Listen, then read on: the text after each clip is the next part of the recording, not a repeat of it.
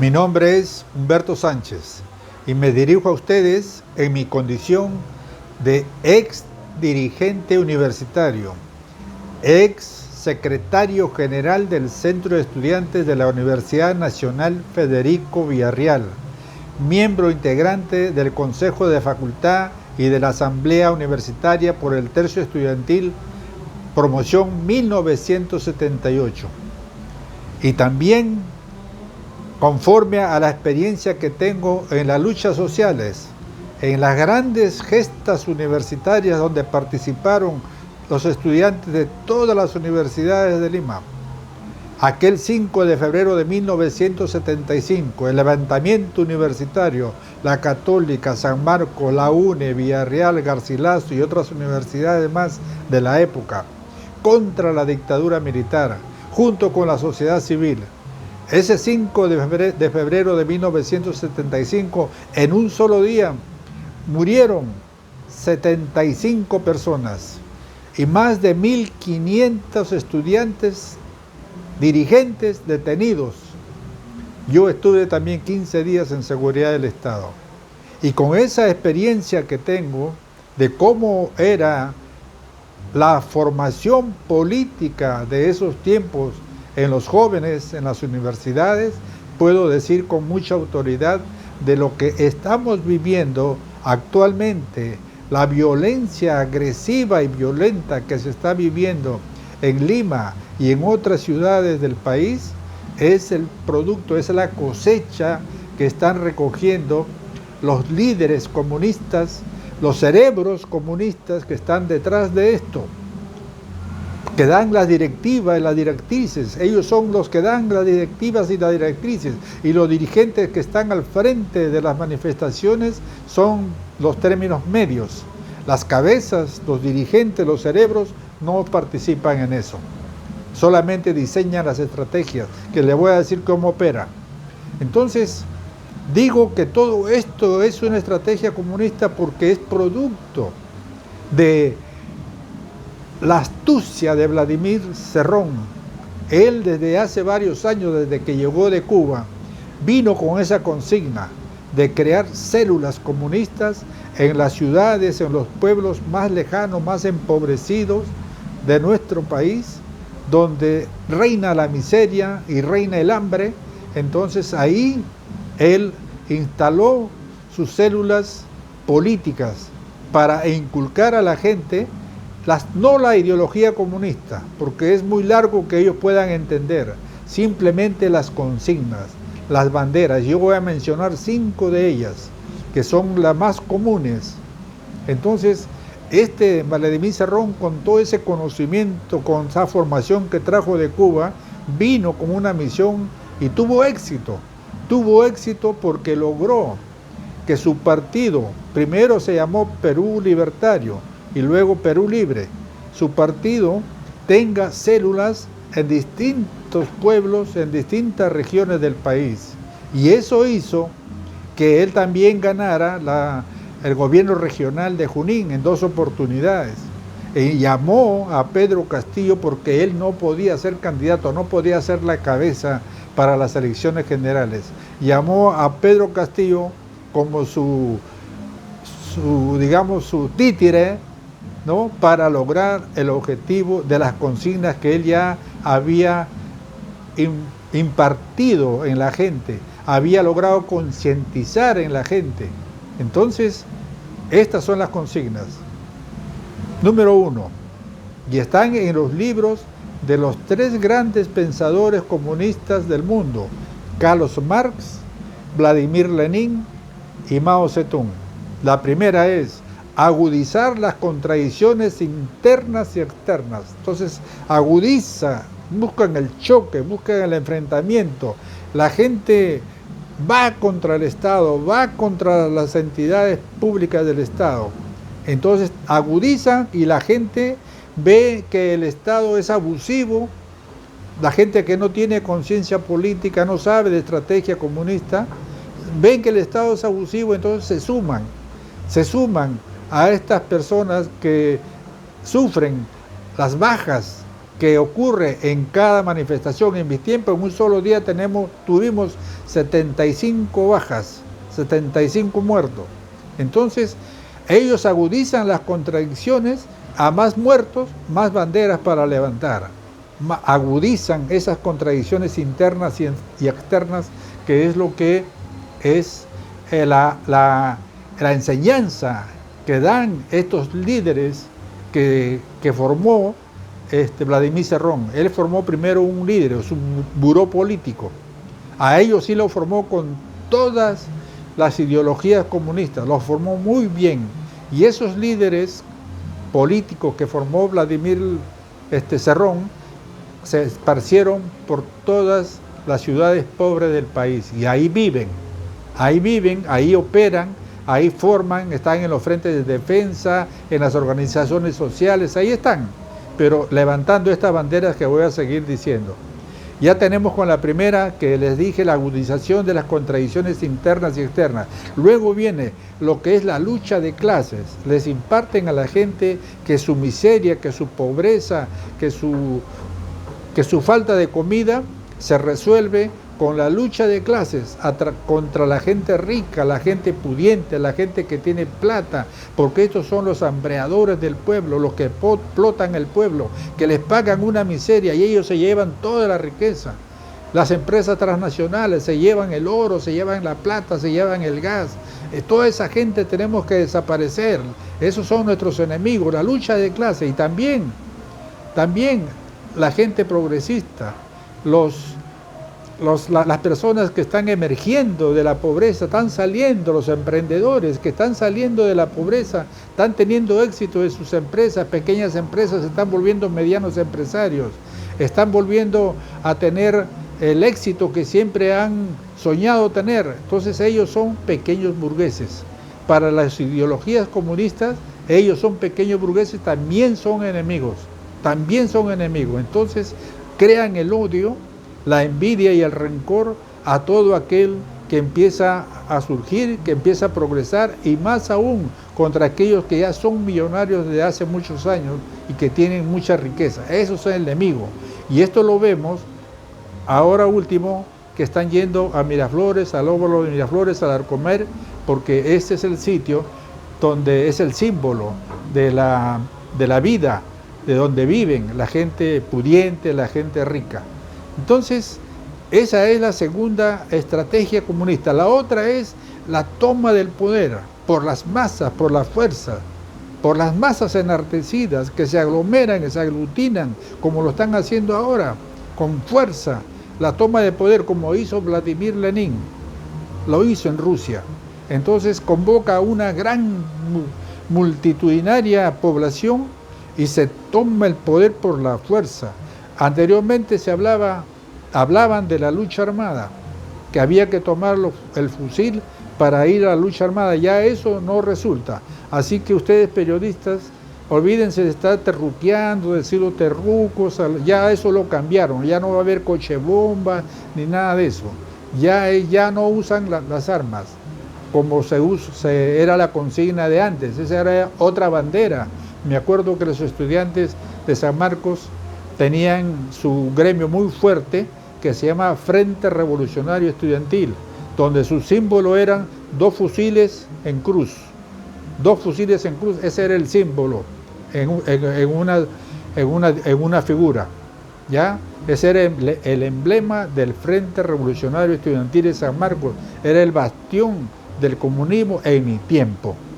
Entonces, con estas estrategias que ya les dije, que es la toma del poder por las masas, eso es lo que están ejecutando, porque eso le han inculcado a la gente, le han dicho: nosotros somos el pueblo, somos las masas desposeídas, pobres, y tenemos el derecho de tomar el poder, de tomar el control del Estado, porque estos presidentes que hemos tenido, que son sirvientes de la oligarquía, son sirvientes de los millonarios, de los multimillonarios, y no trabajan para el pueblo, no hacen nada por el pueblo. Por lo tanto, ya no más sirvientes de los millonarios, nosotros mismos vamos a tomar el poder.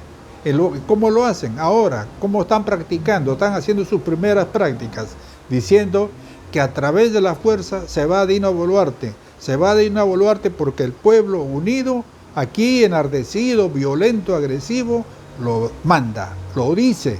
Y no vamos a dejar la violencia hasta que ella se vaya. Entonces esa es la toma del poder. De otra forma, ya no por la lucha armada. Y lo otro, también se va el Congreso de la República. Porque yo lo digo, porque yo soy el pueblo.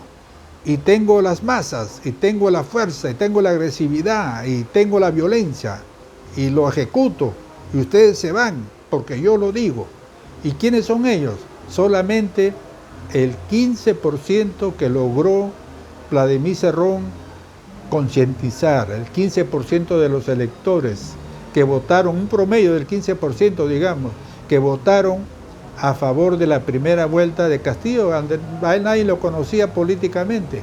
Cerrón sí era conocido políticamente porque es un hombre astuto, inteligente, convencido al 100% del comunismo, no como Verónica Mendoza, como Sigrid Bazán, como el cura Arana, que no quieren llamarse comunistas, se llaman izquierdistas, pero la izquierda, su nacimiento es a través del comunismo, a través de la historia, es el comunismo, el socialismo, como dijo Carlos Marx, el socialismo es la etapa previa al comunismo, eso lo dijo Carlos Marx, está en sus obras, está escrito, y ellos que ya se quieren alejar un poco de esa teoría, se llaman izquierdistas.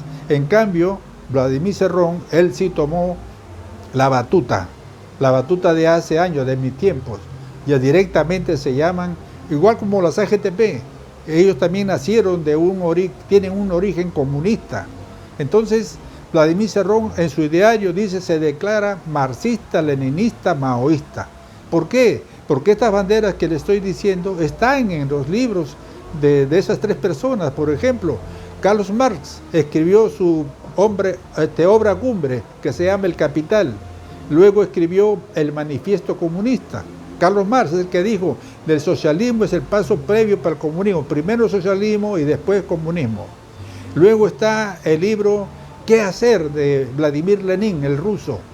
Ahí están las estrategias de cómo se tienen que organizar las bases, las células en los pueblos, en la gente, cómo se tiene que incursionar, cómo se tiene que concientizar, está allí. Luego tenemos el libro rojo que escribió Mao Zedong, también las estrategias de lucha. Una de las estrategias de lucha de Mao Zedong es la toma del poder, la lucha desde el campo a la ciudad, del campo a la ciudad, y eso es lo que están haciendo actualmente. Ha venido la gente del campo, de la sierra desposeída, de la gente pobre, ha venido a imponer su voluntad. Y la otra estrategia, ya estamos con la cuarta, vamos con la quinta. La quinta estrategia es la violencia es la partera de la historia. Les han hecho creer a la gente que a través de la violencia, de la fuerza, podemos cambiar la historia del Perú. Ya no más presidentes sirvientes de la oligarquía, sirvientes de los terratenientes, ya de los sirvientes de los millonarios, sirvientes de las transnacionales, de las empresas extranjeras, sino vamos a tener un gobierno que nosotros mismos vamos a poner.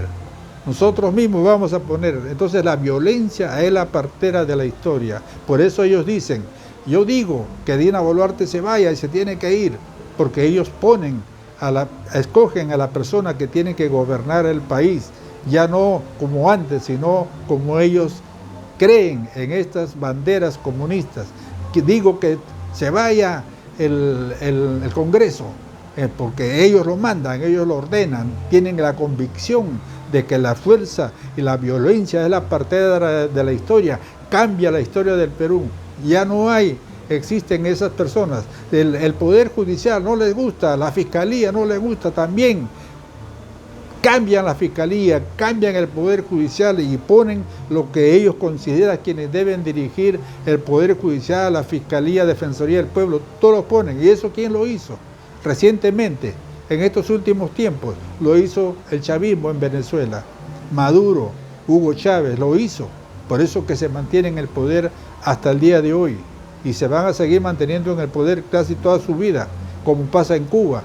Entonces, esas son las estrategias comunistas, pero los periodistas que no conocen, que no han leído ningún libro de estos grandes líderes mundiales del comunismo no lo han leído, entonces les hacen el juego a estas consignas comunistas. El único que está feliz y contento, que él está viendo la cosecha, que está recogiendo los frutos de lo que hace muchos años atrás, desde que llegó de Cuba, lo ha sembrado en todo el territorio nacional, porque él ha viajado a todas las partes pobres del Perú y ha dejado ahí su célula, tiene una red nacional, ¿no? A diferencia de Castillo, que no tiene nada, es Vladimir Cerrón el que controla toda la red, y en cada célula tiene su gente que sí tienen el conocimiento total comunista, y solamente a la gente del pueblo,